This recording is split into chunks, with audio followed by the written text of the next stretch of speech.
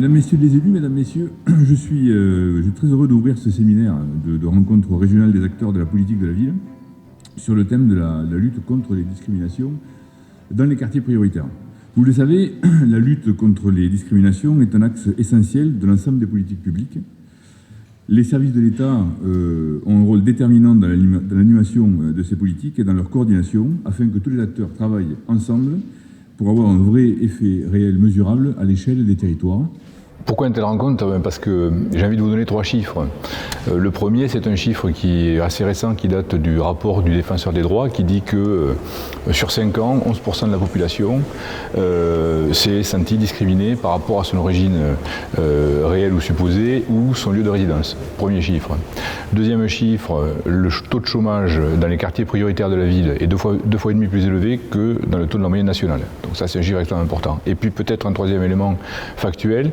Pour un jeune diplômé de plus de 30 ans, bac plus 5, il a 22% moins de chances en moins de trouver un emploi s'il habite dans un quartier prioritaire ou pas. Donc ça, on ne peut pas l'accepter. Aujourd'hui, sur 30 contrats de ville, nous n'en avons que 6 qui est un plan territorial de lutte contre la discrimination, donc c'est peu. Et en même temps, on a un terreau local, on a des acteurs qui sont capables de faire bouger les lignes. Durant la journée que j'ai le plaisir d'ouvrir avec vous ce matin, vont se succéder des interventions d'universitaires, de chercheurs, mais aussi d'élus qui ont accepté, et je les en remercie par avance, de participer à vos travaux de la journée.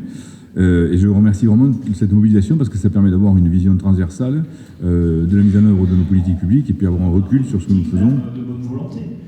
L'intérêt pour moi en tant que chercheur, c'est d'arriver à transmettre aussi les résultats, les constats, les avancées des travaux qui sont faits pour que à la fois les acteurs de terrain, les professionnels, les politiques aussi puissent être au fait en fait de ces recherches-là. Un des enjeux actuels, c'est que le traitement juridique des discriminations se révèle insuffisant. Pourquoi ? Eh bien parce que les discriminations qu'on nomme les discriminations indirectes eh bien, touchent beaucoup de personnes et même beaucoup plus de personnes que les discriminations qu'on appelle directes, qui sont aussi 2 différences qui sont proposées dans le droit européen. Et de fait, on a plus de difficultés à traiter ces discriminations indirectes. Pourquoi ? Eh bien parce qu'elles ne renvoient pas souvent à une personne en particulier. Un renvoi à une logique plus collective. Un des enjeux de la recherche actuelle, c'est de prendre à la fois en considération comment mesurer ces questions de discrimination indirecte, mais aussi de noter ses conséquences. De pouvoir réfléchir aussi ensemble, avec les contraintes de chacun, comment pouvoir apporter des réponses et puis les alimenter avec les résultats les plus actuels de la recherche. Je pense que c'est effectivement un enjeu de tout chercheur, mais aussi de tout citoyen professionnel. On a quand même constaté que le centre social aujourd'hui, c'est quand même une structure de proximité qui, quand les habitants descendent chez eux, quand ils sortent, la première porte qu'ils ouvrent, c'est celle d'un centre social. Et quand, en discutant, on se rend compte quand même que le sentiment, il est là, il y en a qui sont victimes, mais qui n'arrivent pas à l'exprimer.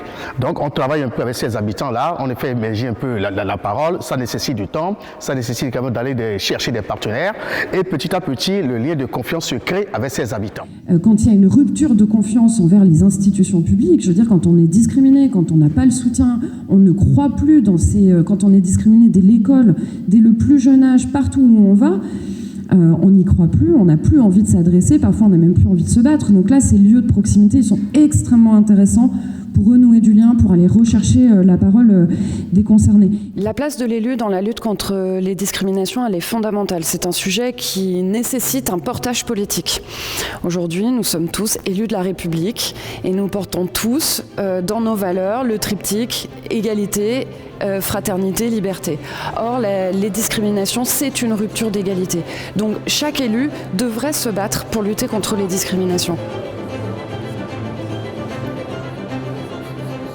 un des reproches qu'on fait parfois à la politique de la ville, c'est de dire finalement, d'année en année, on reconduit des subventions et puis on ne voit pas forcément des lignes bouger. Donc il nous a paru important de susciter des innovations en prenant quand même deux sujets qui étaient centraux et qui étaient particulièrement complexes, c'est-à-dire l'accès à l'emploi, à l'insertion professionnelle, et puis le critère de l'origine réelle ou supposée, dont on a vu ce matin que c'était le facteur le plus lourd finalement dans le sentiment de discrimination.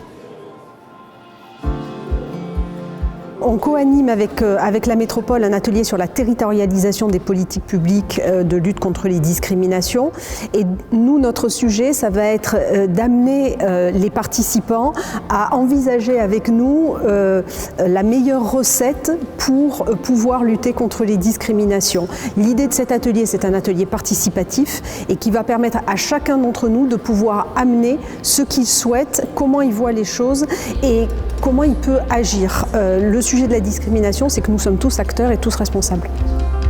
Je suis là parce que j'ai participé quand même depuis un bout de temps avec Cité Ressources à tout le projet sur la discrimination. Voilà, donc nous, ce qui nous manque aujourd'hui dans cette structure, c'est bien sûr apporter un peu, maîtriser le sujet dont on parle et avoir un peu plus d'outils, plus de partenaires pour pouvoir quand même travailler avec les habitants un peu déçus.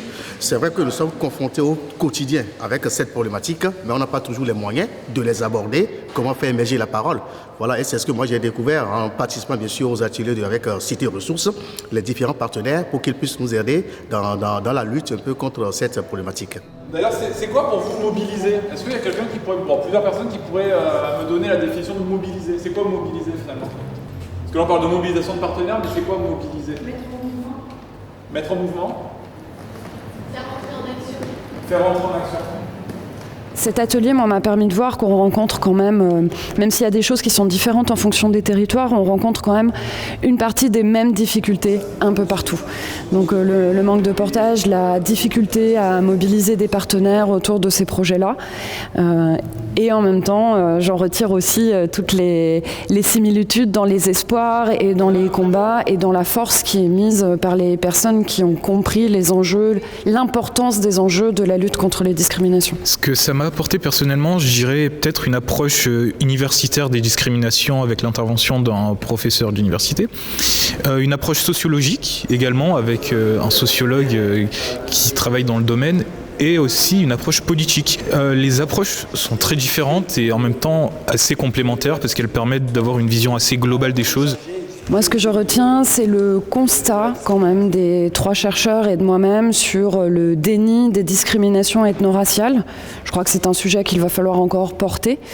Sur la difficulté d'entendre les victimes de discrimination généralement et sur le fait que les discriminations traversent la société tout entière et non pas seulement des quartiers et que c'est un des enjeux de la lutte contre les discriminations que de le porter sur l'ensemble de la société. On a eu des interventions d'universitaires, de chercheurs, mais également d'élus, qui nous ont montré à quel point la question était majeure.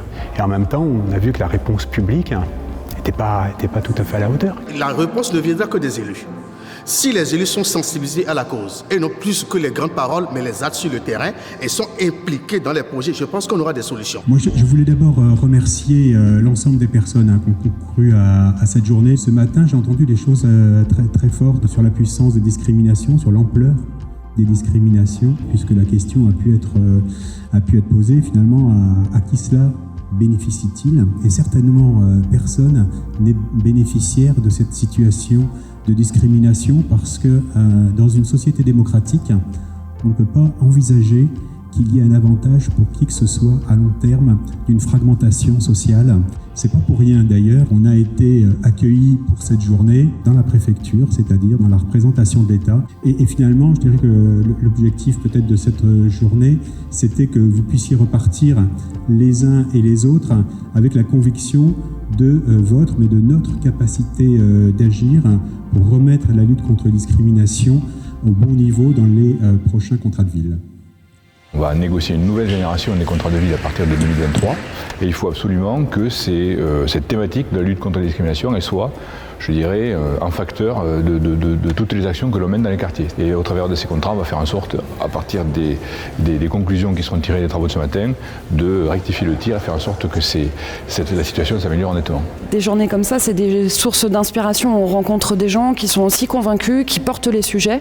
On rencontre des chercheurs qui travaillent sur ces thématiques-là. Et ça vient aussi nous nourrir et nourrir notre réflexion politique. J'ai retenu une phrase surtout, la discrimination est systémique et massive. Donc ça veut dire que ce type de rencontre est nécessaire, il y a encore du travail, il faut continuer à agir.